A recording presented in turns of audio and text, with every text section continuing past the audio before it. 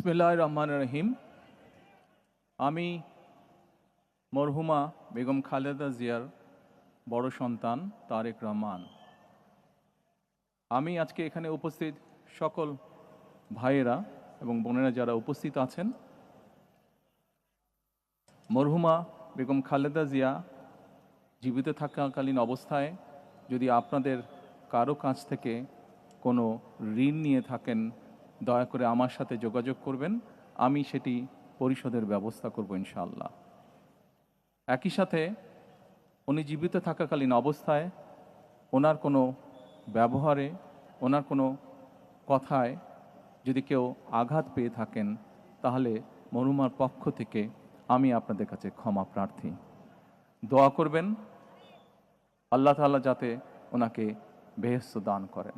আসসালামু আলাইকুম।